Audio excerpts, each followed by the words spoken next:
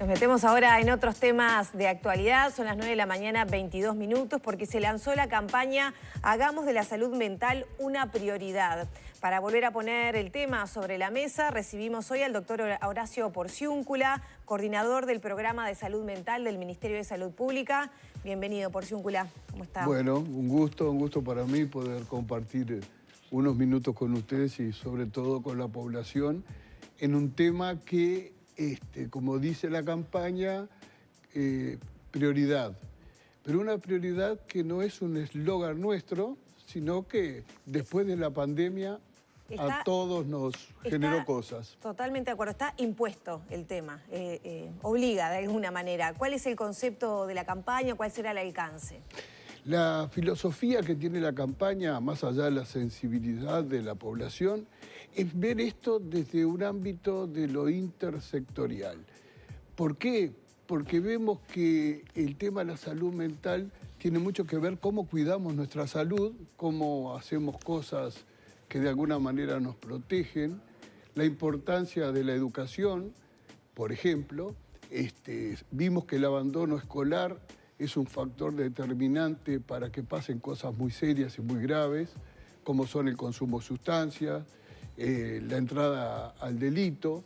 En este sentido hicimos un estudio del nivel educacional de las personas privadas de libertad y 1 de cada 4 no había terminado el liceo, no había terminado la escuela y 30% no había terminado el ciclo básico. Y esta es una medida indirecta de lo que protege estar en la educación, por ejemplo. Por ejemplo, lo que tiene que ver con sentirse que tenemos un hogar. Y esto lo digo porque en lo que tiene que ver con las personas que están institucionalizadas, no tener la sensación de que tengo un hogar donde puedo tomar determinaciones tan simples como decidir qué me voy a poner, por ejemplo. Y en esta mirada más global, el tema de la salud mental ha estado arriba de la mesa por 3 cuestiones básicamente. Una que tiene que ver con las lesiones autoinfligidas, el suicidio. Uruguay, lamentablemente, es un país que tiene cifras muy altas. 758 suicidios el año pasado. Y comento casi en voz baja que como venimos orejeando de alguna manera las cifras de este año, lamentablemente los augurios no son mejores y que cuando miramos a través del tiempo estas cifras, vemos que Uruguay en porcentajes, tasa de suicidios por 100.000 habitantes, andamos en 21 y pico, cuando América Latina es un 10,5, y si nos comparamos con los países cercanos también. Entonces pensar en una estrategia de abordaje de estas cuestiones tiene mucho que ver con pensar esto desde otro paradigma. No es el paradigma de ir al técnico psiquiatra esperándolo en el consultorio, sino salir a abordar estas temáticas desde un lugar que tenga mucho más que ver con lo preventivo, ¿verdad? Ahora, Porciúncula, en ese sentido, junto al Ministerio de Desarrollo Social, el Ministerio de Salud Pública, han hecho foco en esta campaña de que la salud mental pase a ser una prioridad. Se han recabado testimonios y creo que sería bueno poder compartir parte de lo que se señala en esa campaña, sobre todo para después abordar otros aspectos de la salud mental, como es la atención, la respuesta del sistema sanitario, que buenísimo que pusimos el tema sobre la mesa, la pandemia lo dejó en evidencia, pero después la respuesta... Eso. Porque si lo ponemos como prioridad, pero después no hay quien pueda responder en ese sentido, estamos estancados nuevamente. Si les parece, compartimos el testimonio. Muy lindas además, El testimonio de Marcos, muy interesantes. Un paciente del Hospital Vilar de Bo. Este testimonio es parte de la campaña, pero bueno, lo vemos.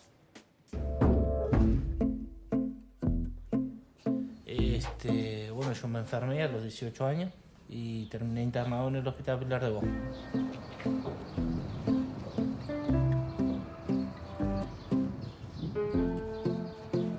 Yo llegué primero a sala 11, que es la sala de seguridad. A la medida que me fui recuperando, me pasaron a sala 10, que es una sala más abierta, podés salir al patio. Tenés una huerta también que podés trabajar.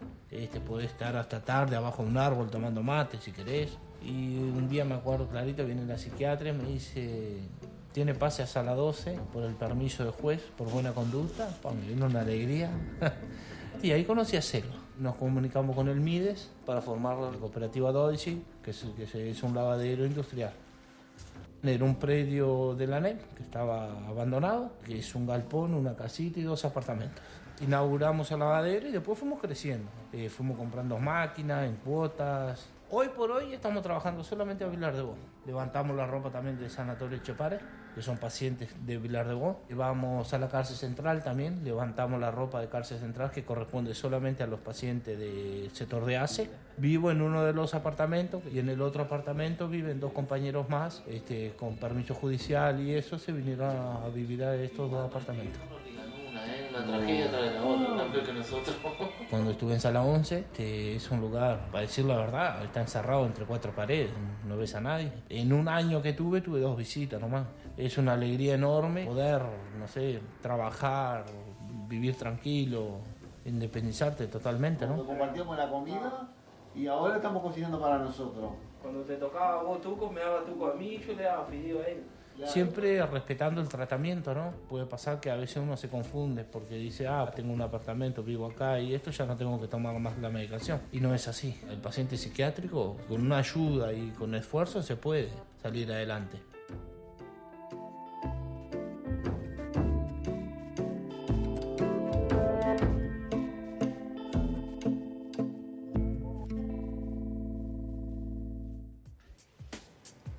Bueno, acá vemos un ejemplo con cara y corazón, ¿no? del nuevo paradigma. Un nuevo paradigma que hace años que se viene gestando, que se viene trabajando, pero realmente es 1 a 1, ¿no? Y eso ha llevado trabajo y también demoras. ¿Cómo se viene en este proceso de trabajo que se vincula, ¿no? con esto? El no a los manicomios, el tratar de reforzar las decisiones personales de las personas. No siempre se logra, ¿no? No siempre se logra, pero la historia de Marcos realmente muy paradigmática y me recuerda que hace unos años estuve en Italia y también en un proceso de desinstitucionalización y le dijeron al quien iba a hacer ese proceso el caso más difícil y más complejo es el de Fabricio. Y este italiano dijo, bueno, empezamos por Fabricio, porque si Fabricio puede, todos pueden.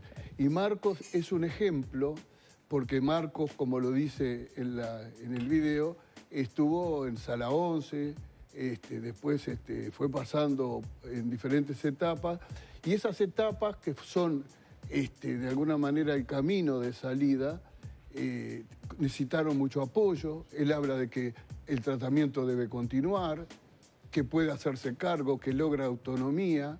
La institución de derechos humanos, el Ministerio de Desarrollo Social, pero fundamentalmente todas las personas vinculadas a la salud mental están comprometidas con esta campaña. Y cuando nosotros decimos que la ley 19.529 de salud mental fue votada por todos los parlamentarios, decimos que hay una voluntad política. Es una ley que de alguna manera representa al Estado.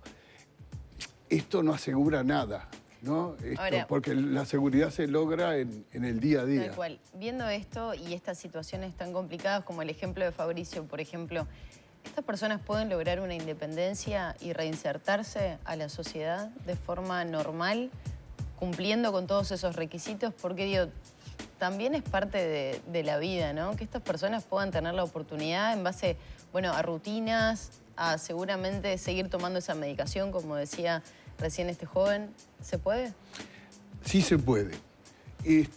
Tenemos en el Centro de Recuperación y Rehabilitación Martínez Vizca más de 80 personas trabajando en forma absolutamente normal, en empresas normales, con un apoyo.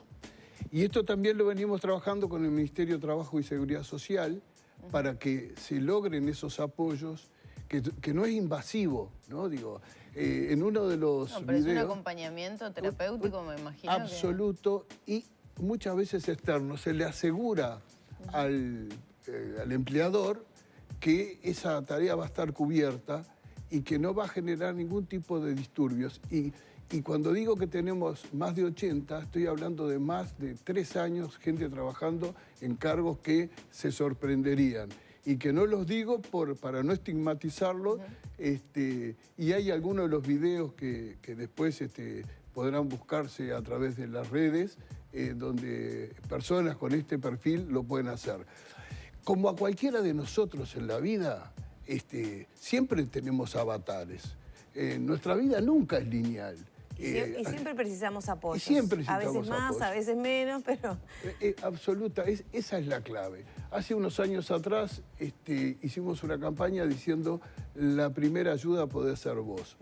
Acá hablamos de empatía, hablamos de sensibilidad, hablamos de afecto, hablamos de cariño, hablamos de que cuando nos equivocamos asumir eso, hablamos de que los hombres podamos hablar de que tenemos sentimientos tristes, dolorosos, que me angustian. El impacto que ha tenido el quitarse la vida a un jugador de fútbol ha sido tremendo, porque en el imaginario popular es el exitoso. Por esto es un capítulo de la salud mental que estamos hablando, de personas institucionalizadas y de la necesidad de ir cambiando el modelo, además en el marco de una ley vigente que quizá viene con retrasos. Después viene otro nivel, que es el de la convivencia ciudadana. Yo creo que hablar de estos temas a todos nos ha mejorado, reconocer que, por ejemplo, la pandemia nos ha afectado a todos, más de uno requerimos, me incluyo, no me da vergüenza decirlo, apoyo en salud mental. Yo, por ejemplo, empecé terapia, ¿no? Porque bueno, me sentía un poco tironeada por la vida. Y eso me ha abierto, por ejemplo, que si veo un compañero que le pasa algo, tengo una palabra de apoyo. ¿Por qué no vas a consultar, no? Pero muy lindo todo. ¿Qué pasa después de que...? Porque esa ayuda tiene un límite, que es la de entre compañeros, gente que se encuentra. ¿Qué pasa después con el abordaje profesional que se necesita y que viene del sistema mutual, de ACE, etcétera? Y ahí sabemos de los problemas que hay, las demoras de atención, las demoras para que te den una hora, lo corto de los tratamientos. ¿Cómo estamos ahí? ¿Acompaña la realidad, la campaña, digamos? Sí, acompaña. Le voy a dar un ejemplo que es muy ilustrativo para mí. Cuando hablamos de personas que se quitan la vida, hablamos de adultos mayores, por ejemplo, como la tasa mucho más alta, que si hablamos de 21, adultos mayores más de 40, y probablemente el adulto mayor no va a consultar al psicólogo ni al psiquiatra, pero sí va a consultar al médico de medicina general porque tiene hipertensión, tiene problemas de traslado por problemas de reuma, tiene problemas respiratorios, etcétera, etcétera. Si nosotros capacitamos, y en eso estamos con ayuda, también nosotros con ayuda nacional e internacional, en la gestación de la preocupación en todo aquel que está en el sistema de salud, de preguntarle a alguien que viene por un adolescente, que viene por una preocupación por cuestiones orgánicas, y si yo le pregunto, ¿cómo te sentís anímicamente? ¿Estás bien? En un adulto mayor, y esto es una experiencia que hemos hecho muchísimas veces, la respuesta es muchas veces sorprendente. No me siento muy bien, me siento muy solo, he perdido a mis amigos. Yo iba a trabajar y tenía una vida social que hoy no tengo. Perdone que lo interrumpa, pero para eso se necesitaría que las consultas duraran mucho más de lo que duran y el sistema está colapsado.